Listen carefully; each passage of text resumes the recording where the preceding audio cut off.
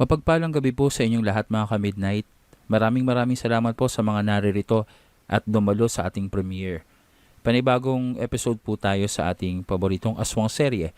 At sa gabing ito po ay itatampok natin sa inyo ang mga karugtong na pakikipagsapalaran ng ating mga bidang antingero na kasalukuyan nga po ay nasa isla ng Velcora. Hindi na kayong makakatakas pa. Ngayon, pagkakataon na ito. Ang mga alay ay dapat manatiling alay. Kaya naman kayong mga antingero, kayo ang ipinadala dito upang aming maging alay sa pagbuhay sa aming Panginoong Haring Aswang. Tika lang, bakit hindi nyo na lang iaalay ang mga sarili nyo? Bakit kami pang iaalay nyo? Nang iestorbo pa kayo, basic kami? Oo nga naman, my friend. Bakit kami pang iaalay nyo? Kayo-kayo na lang magsialayan sa mga sarili nyo. Total, hari nyo naman ang bubuhayin nyo. Mga abala pa kayo ng buhay ng ibang tao.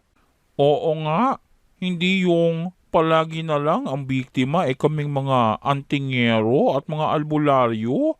Bakit hindi nyo na lang gawin yun sa mga sarili nyo? Tingnan nyo nga ang lulusog ng mga katawan nyo.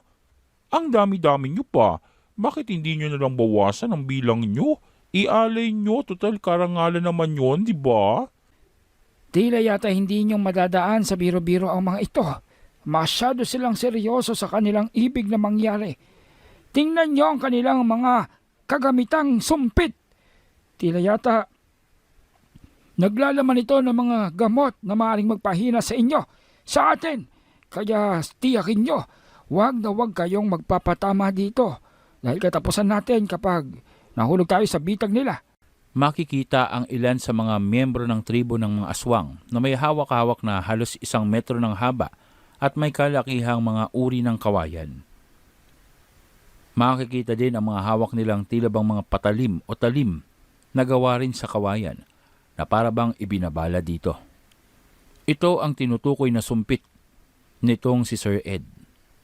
Ang sandata ng mga aswang na naglalaman ng lason na maaaring magpahina o di kaya ay magpatulog at magpawala ng malay ng mga antingero. Ngunit hindi lamang ito ang dapat nilang alalahanin dahil bukod sa mga tribo ng aswang, naroroon na ang 2 aswang na sapi. Ang pinagtataka lamang nitong si Zen, sa pagkakaalam niya ay 3 ito. 3 ang naramdaman niya sa labas ng kuweba. Kung magkagayon, nawawala ang isa. Mag-iingat kayong lahat. Kulang ng isa ang aswang na sapi. Tingnan nyo, dadalawa lamang ang nakalutang sa itaas. Maaaring nag-aabang lamang ang isa. At sa oras na makakita ng oportunidad, maaaring sapian ng isa sa atin. Huwag na huwag kayong magpapabaya. Jimeno, itaas mong depensa sa ating paligid. Alam kong kaya mo yun. Nakita ko nang ginawa mo yun minsan. Tutulong din ako, Boss Zen. Hindi ako papayag na may masapian sa atin. Pepito, my friend, mayroon ka bang alam na kakayahan na pang depensa para hindi tayo malapitan ng mga aswang na sapi? Gamitin niyo ng lahat ng kaya niyong gamitin upang matiyak na hindi makakalapit ang aswang na sapi. Ako ang bahala sa mga sumpit na gamit ng tribong yan. Hindi ang makakapasok sa atin, subalit ang mga aswang na sapi. Hindi kong makakayang harangin ang kanilang mga pag-atake at pagtatangka na sapian ng sino man sa inyo. Maaaring hindi nila akong masapian dahil sa isa kong aswang. Subalit ang mga purong tao ay namimiligro, lalong-lalo na ang officer na yan. Kaya naman protektahan niyo siya sa abot ng inyong makakaya. Ay, huwag kayong mag-alala. Ako ang bahalang pumotekta kay Officer Gwen.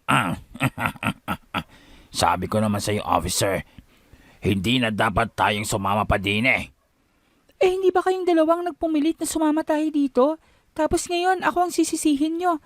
Aba teka lang, Pacheco. Nagkakalimutan yata tayo kung sino ang officer at sino ang under ko. Ikaw na bang masusunod ngayon? Oo nga naman, paring panching ko. bakit bang sinisirmonan mo si Officer Gwen? Grabe ka naman sa kanya, ang hars-hars mo. Ay, bakit sa akin napapasa ang sisi dito Ako'y concern laang dito kay Officer Gwen. Pero wag niyo namang masamain iyon. Pero gano'n naman talaga ang tunog doon, Pacheco. Parang sinisisi mo tuloy siya na nasa alagaring sitwasyon tayo ngayon. Ang totoo naman, di ba? Ikaw yung nagpamalit. Nakiusap ka mga kay Chip Mamalong. Napayagan tayo. Kasi anong sabi mo? Di ba? Gusto niyong maranasan ang pagkikipagsapalaran at pagkikipaglaban? Ano pa sabi mo? Di ba sabi mo, baka makakuha pa tayo ng lead para sa mga espesyal na uri ng tao dito? Inututo mo pa nga. Sabi mo nga kay Chip Mamalong, handa ka pang pakinisin yung sapatos niya pagdating natin doon, di ba? Oh, tapos bakit sinisisi mo dito kay Officer Gwen? Magsitigil na nga kayo at tama na yan. Wala namang patutunguhan kung magtatalo pa kayo. Isa pa, sabihan niyo na lamang ako anong kailangan kong gawin para hindi akong basta-basta mapasok ng aswang na sapi. Huwag kang mag-alala, Officer Gwen. Dahil sa ang tubig ay basa. Hindi silang makakalapit sa iyo. Iniligay ko na ang ilang porsyento ng aking proteksyon sa iyong katawan. Huwag na huwag ka lamang makakaramdam ng takot dahil manghihina ang ating depensa kapag ikaw ay natakot. Kaya mo bang gawin yon? Walang problema. Kayang-kaya kong gawin yon. Isa pa, hindi ako natatakot sa mga aswang na yan, ano? Mas malakas lang sila sa akin. Pero kung kaya silang tabla ng baril ko, rarat-ratin ko mga katawan nila. Sarge, nakakatakot naman tong si Officer Gwen. Masyadong warfrex. Oo nga. Parang ayoko tuloy makalaban niyang si Officer. Noy, sa oras na kumilos ang isa sa mga aswang na sapi, magtulong kayo ni Pipito. Siguraduhin niyong mapapabagsak niyo siya sa isahang pag-atake. Hindi niyo siyang maaaring bigyan ng pangalawang pagkakataon dahil sigurado ako, pag sapi ang gagawin niya. Nauunawaan mo ba? Oo kuya, nauunawaan ko. Kaming bahala ni Kuya Pipito. Kaming bahala sa kanya, kaibigang Fred. Huwag kang mag-alala at hindi kong palulusutin ng aswang na sabi na yan. Madali lang yan. May nakaharap na kung kagaya nila sa pagkakatanda ko. Noy, asintahin mo lamang ang kanyang tadyang. Yung sa kaliwa. Siguraduhin mong tatamaan mo. Kapag nakita mong namilipit siya, ibig sabihin tama ang itinuro ko sa iyo. Yun ang kahinaan ng mga aswang na sapi sa pagkakatanda ko. Areglado, maraming salamat Kuya Pipito. Akong bahala. Siguradong aabutin siya ng sibat ko. Kung ngayon, yun pala ang kahinaan nila. The waistline. Hihihihi. Kaso lang ang problema, ang nipis ng waistline nila. Paano naman natin tatamaan ka agad-agad yan? Tika lang. Oh my, hindi aabot ang aking punyal. Anong gagawin ko? Kumalma ka lang, Imeno. Huwag kang matataranta. Pati ako tuloy natataranta na rin. Bakit ka rin natataranta? Maiksi din tong sandatang gamit ko. Tingnan mo. Paano natin aabutin yung mga aswang na lumilipad? Ay. Ano ba naman kayo? Akala ko nakaharap na kayo ng maraming laban. Bakit ngayon natataranta kayo? Oo nga naman, bakit natataranta kayo ngayon? Mga aswang pa din ang kalaban natin. Ano ba nangyayari sa inyong dalawa? Huwag mo silang papansinin, paring Minanro. Basta, scared tayo, di ba?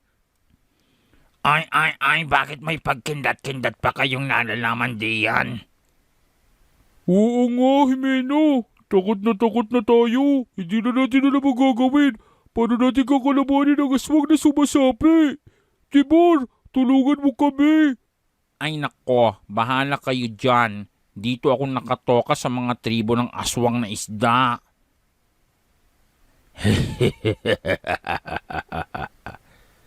Kawawa naman kayo.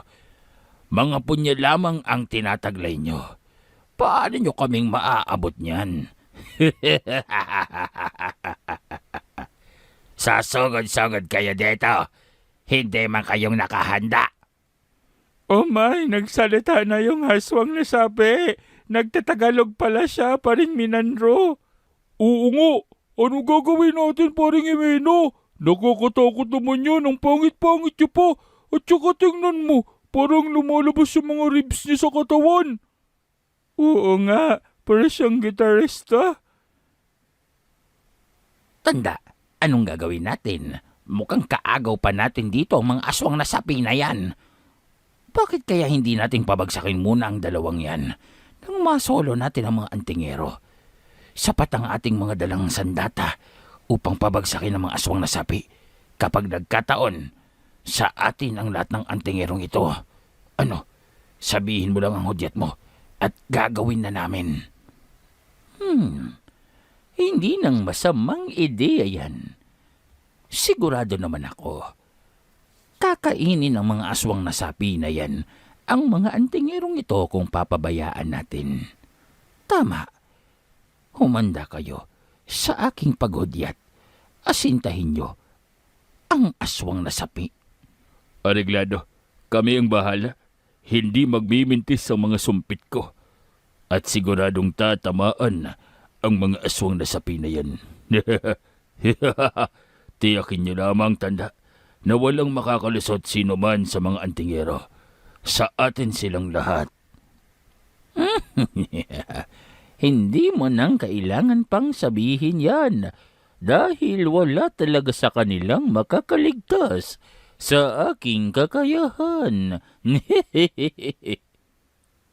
Pagmasdan nyo kung paanong hinuhuli ang mga walang kwentang antingero. Doon nga ay nag-umpisang kumilos na ang pinakamatanda na kabilang sa tribo. Makikita ang paglabas ng usok mula sa daladala niyang sisidlan. Isa itong tila bang tapayan na nakatali sa kanyang bewang, nasa kanyang tagiliran. Nang tapikin niya ito at mag-usal ng mga orasyon, unti-unting lumabas ang usok mula dito. At doon, makikita ang mga sigbin, pumalibot sa mga antingero.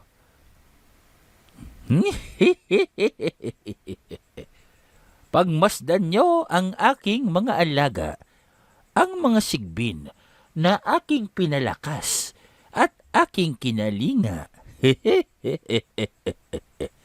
Sa oras na puntiryahin nila, sino man ang nais ko, hindi silang titigil hanggat hindi itong nagagawang dalhin sa akin. Kagaya sa inyo. Ngayong kayo ang aming punterya.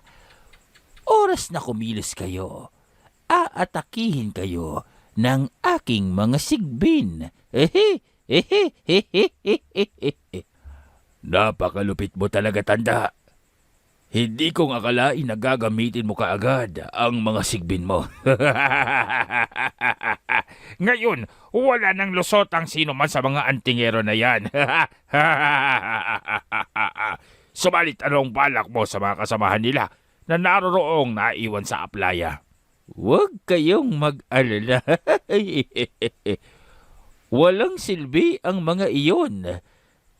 Sinubukan ko ng pakiramdaman, subalit wala sa kanila ang sino man na kwalipikado bilang maging alay sa ating gagawing seremonya. Kaya pabayaan nyo na lamang sila. Naririto na ang lahat ng kailangan natin. Napapalibutan ng mga sigbin na kakaiba ang itsura. Maiitim. Tila bang mga alambre ang mga nagtatayo ang balahibo nito. Payat na para bang mga butot balat na lamang. Makikita ang paglalaway nito at ang mga mahabang pangil na lumalampas sa kanilang bibig. Mahaba ang mga nguso nito. Halos papatulis na. At makikita ang naghihiwalay ng mga buntot. Ang mga sigbin na ito ay mas kahindig-hindig pa ang itsura kumpara sa mga aswang. Naroroong nag-aangil, marahang umaabante, papalapit dito sa mga antingero.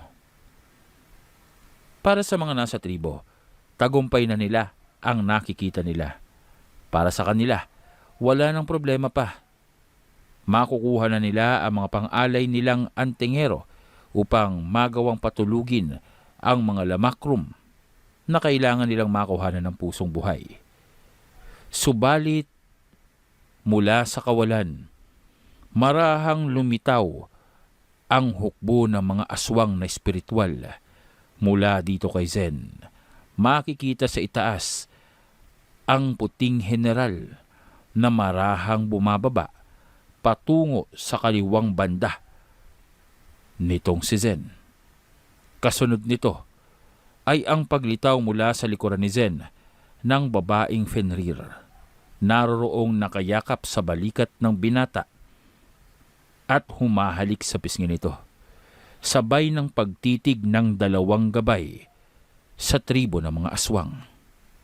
Nanindig ang balahibo ng mga aswang.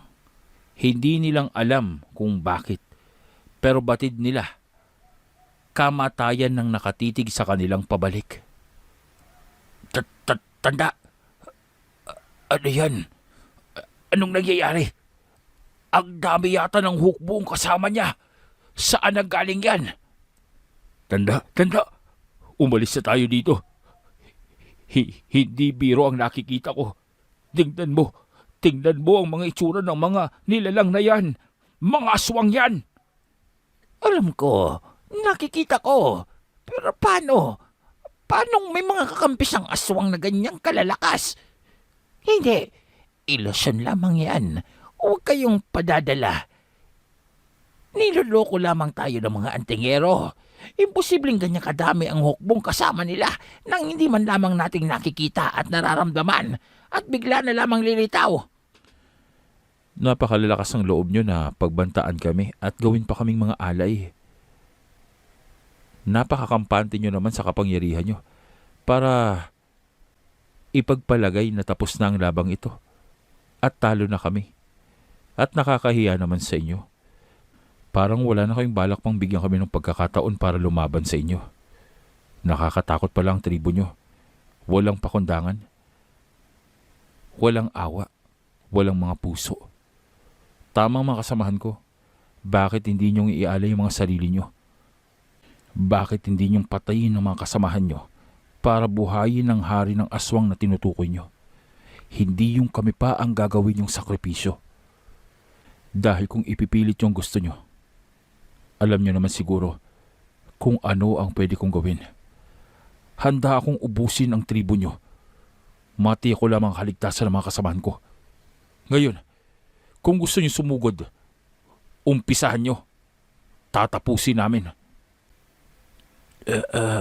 Tanda, susugod ba tayo? Tanda, mukhang tama ka. Nilinin lang lamang tayo ng mga antingero na yan. Isa itong panluloko para lamang matakot tayo.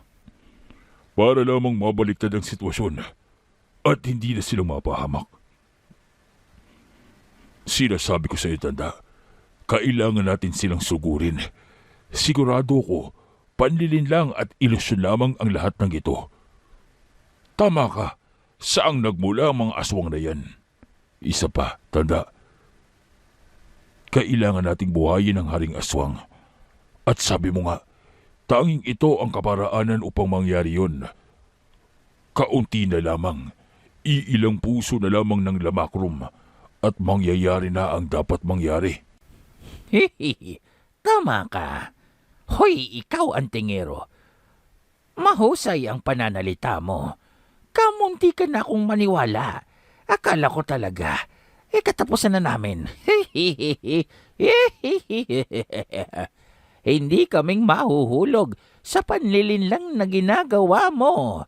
Sigurado ako, tanging ilusyon lamang ang kaya niyong gawin. Dahil ang ganito karaming hukbo ng mga matataas na aswang ay nangangailangan ng kapangyarihan ng isang supremong hari. Hindi naman ikaw ang hari ng mga aswang, kaya hindi mo makakayang gawin ito. Mga kasama, aking mga alaga, sugurin sila. At doon nga ay nag-umpisang magsigawan ang mga aswang ng tribo. Nag-umpisang mag-angil at umalulong ang mga sigbin. Sabay-sabay silang sumugod kasabay ng mga sumpit na nagliparan ang mga bala. Ngunit ang inaakala nilang mga ilusyon lamang. Nang itaas ng general na aswang ang kanyang kamay, lahat ng ito kumilos papaharap sa tribo. At nang ibagsak ng general ang kanyang kamay, biglang naglaho ang mga aswang. At sa mga sumunod na eksena, nagkanda putol-putol ang katawan ng mga taga-tribo. Tanging natira na lamang ay ang 3 kasama ng matanda at ang mismong matanda. Ito ay dahil sa itinira sila, sinadya na buhayin ng general upang paluhurin sa harapan nitong si Zen, upang parusahan, upang putulan ng ulo habang nakayuko sa kanilang Panginoon. Anong nangyari? Hindi! Ang mga sigbin ko, ang mga kasamahan ko. Demonyo ka! Isa kang demonyo! Halimaw ka! Pinatay mo silang lahat! Binalaan na kita, tanda. Sinabi ko sa iyo na kung talagang desidido ka na makapaglaban, ihanda mo ang buhay ng mga kasamahan mo. Nakinig ka sa kanila, hindi kang nakinig sa akin. Kaya wag mong sisihin sa sinapit ng tribo mo. Handa kang gawin ang lahat para sa tribo mo. Handa akong gawin lahat para sa kasamahan ko. Ngayon, mamaalam ka na. Hindi man lamang kumurap itong si Zen nang tagpasin ng kanyang mga alagad ang mga ulo ng natirang aswang. Sabay-sabay itong gumulong, sabay-sabay na nangisay at naglaho ang mga buhay. Doon ay natigilan ang 2 aswang na sapi. Alam nila na sa oras na lumapit sila, maaaring parehong kapalaran ang kanilang sapitin. Kaya naman nag-umpisa sila na magpalit patungo sa espiritual nilang anyo. Ito ay paghahanda sa pagsapi nila. Tila yata nakita na nila ang dapat nilang sapian. Isa na si Zen sa kanilang pinupuntirya. Ang lakas at kapangyarihan nito ay naging dahilan ng tila bang pagkasabik nitong 2 aswang upang makuha siya. Subalit sa kanilang pagtatangka, naroroong bigla na lamang silang parabang nasilaw nang harapin sila ng dibinong arkanghel. Makikita ang napakalaking sibat na hawak-hawak nitong si Fred at ang napakakinang nakalasag na nang tamaan ito ng sibat nitong si Fred, nagpakawala ng kulay puting enerhiya. Tumama ito sa 2 aswang, dahilan upang tumilapon sila at tumama sa mga pader ng batuhan sa labas lamang ng kuweba. Naroroong duguan ang 2. Durug-durug ang mga buto dahil lamang sa presensya at puwersa na pinakawalan ng kalasag ng dibinong arkanghel. Dito nang biglang naramdaman ng 2 itim na orakulo ang mga puwersang pinakawalan ni Zen at ni Fred, dahilan upang mas lalo silang magmadali. Batid nila na may nagaganap ng labanan at ibig nila na magawang sumali dito at wakasan ng buhay ng mga antingero na sinasabi nilang abnormal, abominasyon, at sumisira sa balanse ng limitasyon sa kapangyarihang maaari lamang taglayin ng isang individual sa buong buhay niya.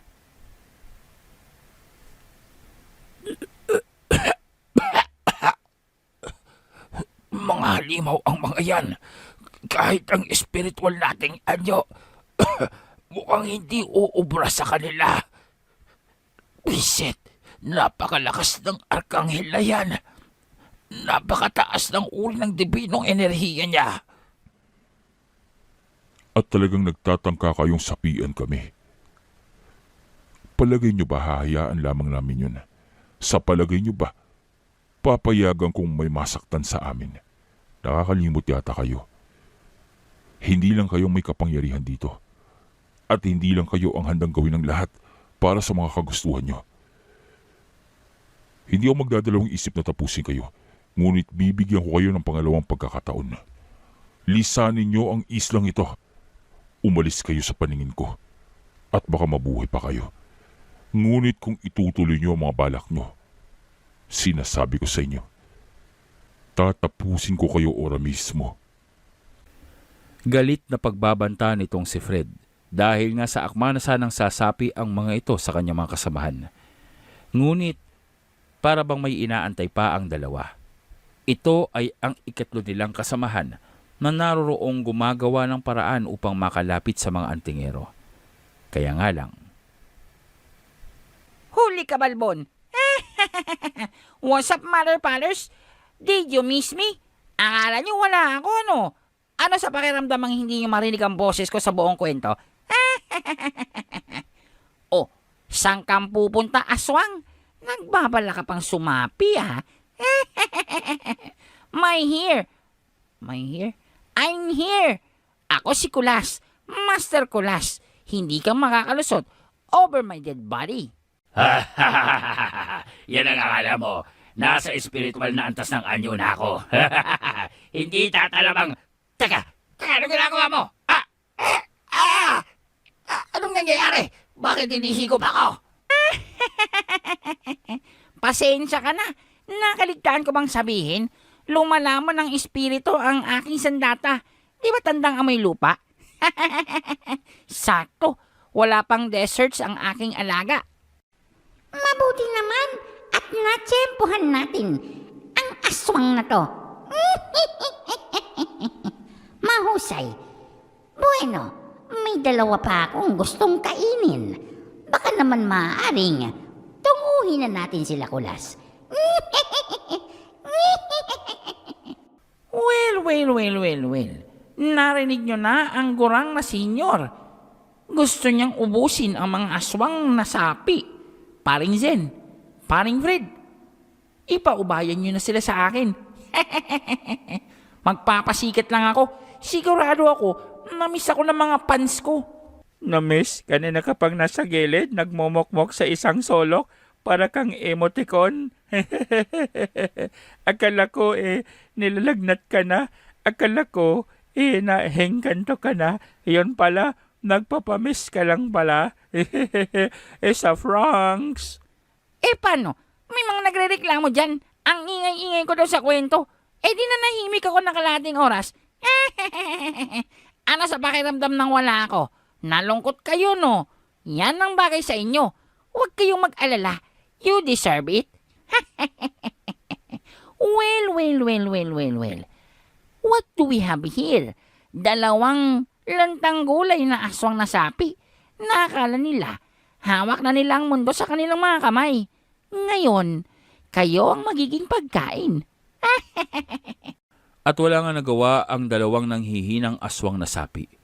Dahil sa epekto pa rin ng dibinong enerhiyang mula kay Fred, para bang paralisado ang kanilang mga nagkadurog-durog na katawan na hindi nilang magawang paghilumin ito gamit ang kanilang mga kakayahan. Naroroong inabsorba sila ng gabay nitong si Kulas. Naglaho na lamang bigla, kasama na rin ng mga aswang na mula sa tribo. Lahat sila kinain ng sandata ng pantas. Sa pagkakataong iyon, naroroon na ang dalawang itim na orakulo, ang babae at ang matanda. Nakahanda na ang kanilang pag-atake. Agad nilang pinakawalan ito mula sa ere. Isang higanting bola ng enerhiyang mula sa mga orakulo na kayang burahin ang anumang uri ng mga mutyang ginagamit kontra sa kanila. Kaya nga lang, ang mga mutyang taglay ni Zen ay hindi kasama sa mga mutyang saklaw ng kanilang kakayahan. Maliban pa doon ay ang enerhiyang napauna ng pinalabas nitong si Pipito upang harangin at bawasan ang puwersa at epekto ng pag-atake ng itim na orakulo. Sa pagsigaw ng Fenrir, nabasag ang bola ng enerhiya. Naglaho ito na parang bula sa harapan ng dalawang itim na orakulo. Kasunod nito ay ang mabilis na pagsugod nitong si Fred at Zen sa dalawang orakulo. Naroroong nagtagisan sila ng bilis, lakas at kakayahan sa pakikipaglaban, kumbating malapitan, ika nga. Kalaban nitong si Zen ang babae, habang kalaban ni Fred ang matanda. Masaya ito. Mukhang may ibubuga ang dalawang ito.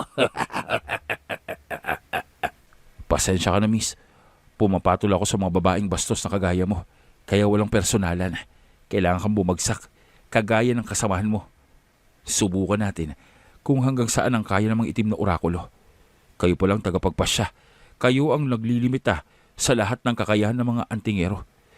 Sigurado ako kayo din ang dahilan ng mabigla ang pagkawala at pagkamatay ng mga antingero na nagagawang lampasan ang limitasyon ng kakayahan nila at kapangyarihan at karunungan. Ngayon, babawasan natin ang mga orakulong ganon.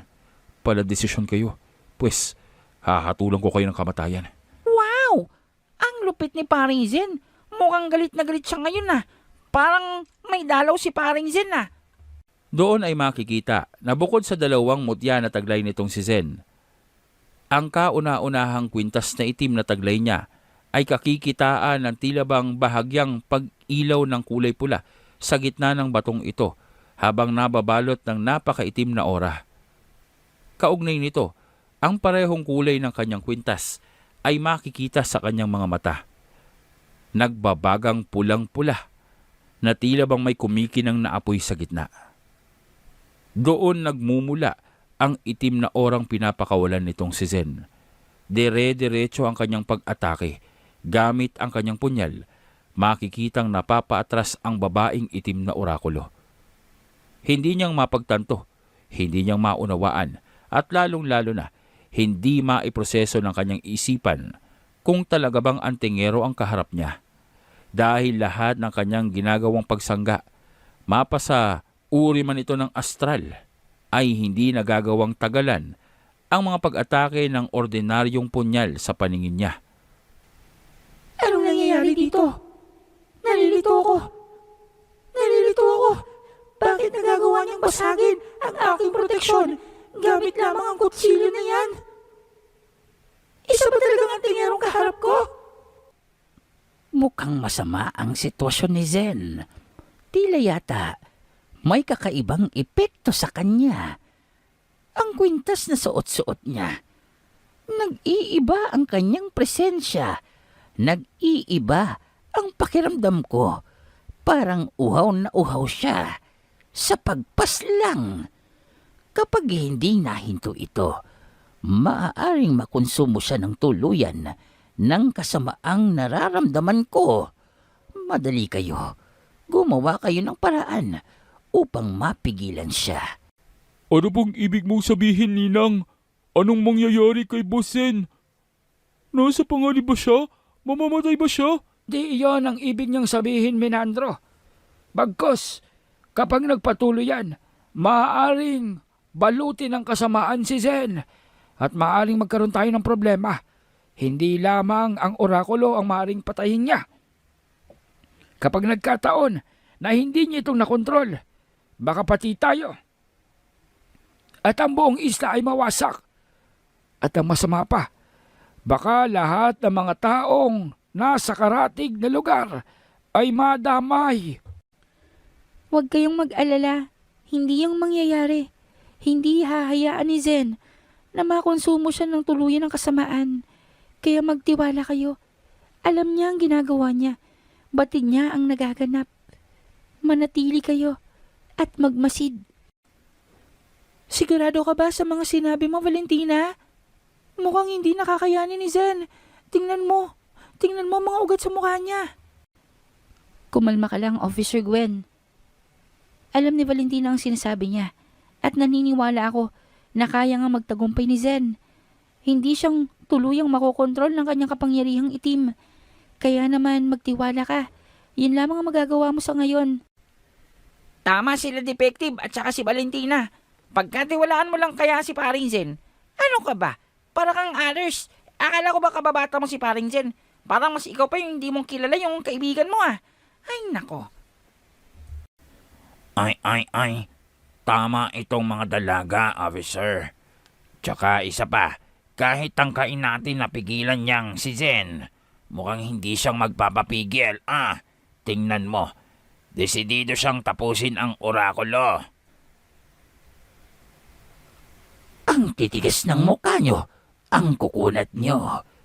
Akala nyo ba'y kakayanin nyo ang buong konseho ng orakulo? 2 pa lamang kami.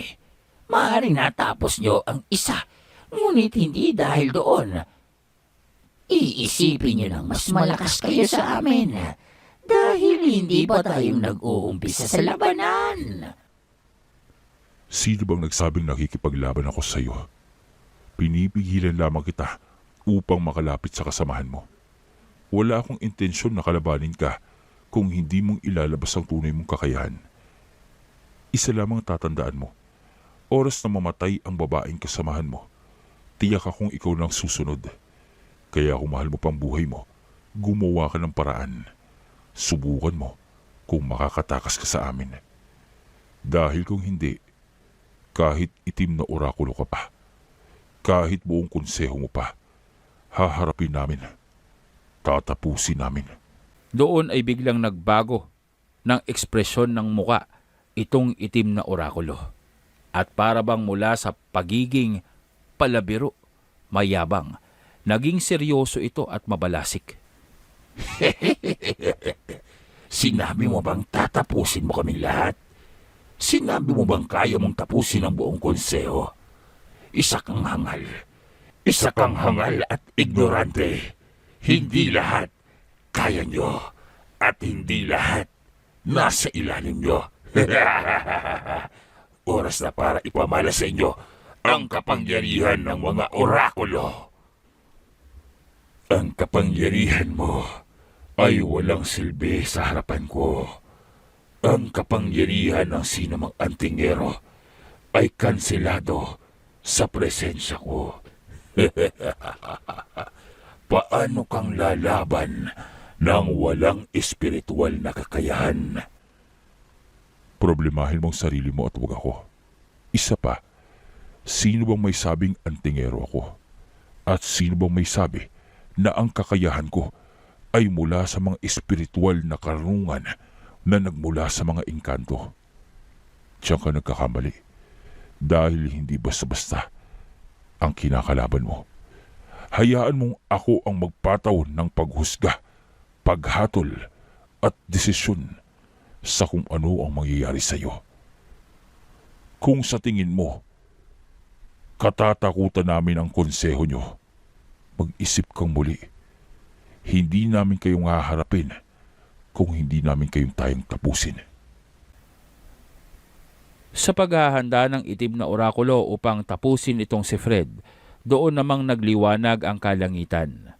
Bumaba mula sa ulap ang napakalaking gabay. Naroroong makikita ang arkanghel na si Serafina. Pinapaikutan ito ng kanyang kapatid na kerubin. Naroroong papalapit ito patungo dito kay Fred, kasabay ng pagbaba ng 4 na higanting puting krus na pumaikot sa kanilang lahat. Gamit ito para bang nakaramdam ng kakaibang init ang mga antingero. Subalit nakaramdam ng pagnipis ng hangin ang orakulo. Hindi lamang itong matanda, maging ang babaeng orakulo nakaharap nitong si Zen. Unti-unti para bang iniiwanan ng hangin ang kanilang katawan at marahan makikita ang nagliliwanag ng ginto na mga kadena mula sa puting krus. Ang krus ng kamatayan at paghatol na siyang espesipikong kapangyarihan at natatanging si Fred ang nakakagamit. Nandilat at halos lumuwa ang mata ng mga orakulo nang makita ito. Kahit sa malayo, sa labas ng isla, tila bang matatanaw ito mula sa kinaroroonan nila Senyor Ibarra. Labis na liwanag, kakaibang kapangyarihan, nakakikilabot at nakamamangha. Mukhang nag-umpisa na ang labanan sa isla. Kapangyarihan ni Fred ang ating napagmamasdan. Natitiyak ako. Seryosong labanan ang kanilang kinakaharap sa ngayon. Nawa ay patnubayan sila at mapagtagumpayan anumang uri ng kalaban ang kanilang kinakaharap. Alam niyo, senyor, kahit ilang beses ko nang nakita ang pag-ataking yan ni Fred, hindi ko pa rin maiwasang matakot. Isipin niyo na lamang kapag bumaliktad ang prinsipyo ng lalaking yun at nagpasyang ariin ang mundong ito. Sigurado ako, hindi siyang mahihirapang pagtagumpayan ito at sakupin ang tuluyan ng mundo. Kaya magpasalamat na lamang tayo. Sa kabila ng kanyang kapangyarihan, panig pa rin siya sa tama at katotohanan. Yun na lamang ang ating panghahawakan sa mga panahong ito. Lalong-lalo na kapag nag-umpisa ng lumitaw ang mga diablo mula sa kailaliman. Kamangha-mangha, isang kakaibang kapangyarihan na tila bang nagmula pa sa kalangitan. Ito ba ang kakayahan ng arkanghel na si Fred? Nakakatakot! Nakakatakot! Aswang ka kasi, kaya kang natatakot. Hala kaninang, mukhang judgment day na para sa'yo. Nako. Kawawa ka naman. Parang magiging kwento ka na lamang. Pero wag kang mag-alala. Aalalahanin namin ang masasayang bahagi ng aming buhay. Nakasama ka. Loko, sinong tinakot mo? Matanda na ako, Kulas. Kaya naman hindi na akong natatakot pa sa kamatayan. Mahabang buhay na ang aking ginugol sa mundong ito. Kaya naman kung darating ang oras ng aking pagpanaw, yayakapin ko ito ng bukas palad. Akala mo ba, maaasar mo ako at mapipikon dyan? Hindi. What? Hindi ang tinatabla ng pang-aasar ko. Oh, hindi. Humihina na yata ang aking kapangyarihan sa iyo, Ninang ah. Nako. Hindi itong maaari. Teka nga lang. Wala na ba tayong kalaban pa? Talaga bang dyan na lang na 2 orakulo? Teka nga. Hindi ba sabi nila konseho? Ibig sabihin, meron pang iba. Kailangan nating malaman kung nasaan sila. Kung narito man sila sa isla, hindi ba't mas mainam kung hindi na silang makalabas pa? Ipain natin sa mga lamakrom. Kulas, tingnan mo. Tingnan mo ang mga nilalang na yun mula sa itaas. Mukhang bumababa sila dito. Anong gagawin natin? Alam mo, baby Diana, leave it to me, baby. Akong ba? Teka nga. Mga igating isla na bumababa mula sa kabundukan? Mga mountain fishes. Loko, yan yung mga lamakrom na tinutukoy nila. Ang mga nilalang na kumakain ng presensya ng Orichalcum. Tila yata naakit sila sa mga presensya at kapangyarihang nagmumula dito sa baba. Kaya narito sila upang kumain. Yun lang. Sir Ed, ikaw nang bahala dyan. Hindi ba? Parang normal expert ka. Gawin mo ng kakayaan mo. Hindi kong gustong kalabanin ng islang yan. Parang, alam mo yun, naaawa ko sa kanya. Parang gusto niyang maihaw eh. Makikita nga na mula sa kaitaasan ng kabundukan sa gitna ng islang iyon, para bang rumaragasang mga toro ang mga lamakrum. Mabilis, sabik, nagmamadali, tila bang gutom na gutom. Kitang-kita ang kanilang kumikinang na presensya at aura. Solido ang kapangyarihan ng mga ito at tila bang nagtatangka upang ubusin silang lahat. Teka lang, hindi ba sabi nila, senyor, mga Orichalcum lang ang sineseba ng mga lamakrom? Bakit pupunta sila dito? Wala naman tayong Orichalcum. Paring Gulyat, baka naman may bit-bit ka dyan sa bolsa mo. Wala bit-bit. Gulyat, gaya sabi mo, wala ako dala bato. Nagtatanong lang naman ako. Masyado kang seryoso. Paring Kulas, wag mong sabihin na pagkamalan mo na namang kindi yung Orichalcum na bakal na nandun. Ha? Hindi akong magbibitbintang ganun. Hindi naman yung kapaki-pakinabang. Mabuti ba kung karne yun? Kung gayon, bakit sumusugod dito yung mga lamakrom? Para saan? Para sa kapangyarihan nila Boss Zen at saka ni Boss Fred? Tila yata yun na nga ang kadahilanan. Maaaring nahigitan ng kapangyarihan ng dalawang yan. Ang kapangyarihang inilalabas ng mga orichalcum sa itaas. Kaya nagpasya ang mga lamakrum na subukang lamunin ang pinagmumulan nito. Maaaring ganon ang nangyari.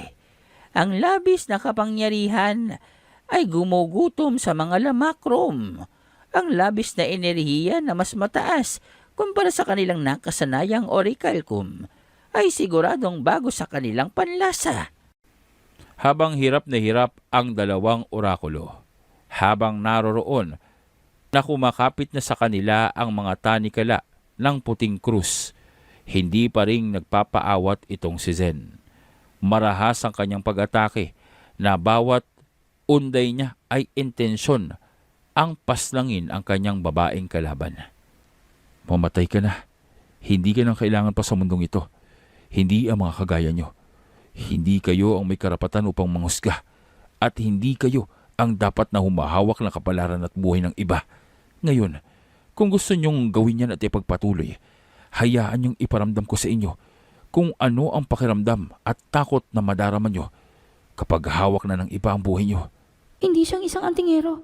Lahat ng sinusubukan ko upang mabilanggo siya, hindi tumatalab. Lahat ng mga pag-atake ko, nawawasak. Hindi antingerong isang ito. Isa siyang halimaw. Ang anak ng manlalakbay. Ang manlalakbay, isang uri ng individual, presensya, puwersa, o nilalang. Isang uri na pinaniniwalaan ng mga taga-itim na orakulo na siyang mismong katawan ng pagkaguho, pagkawasak, at paggunaw.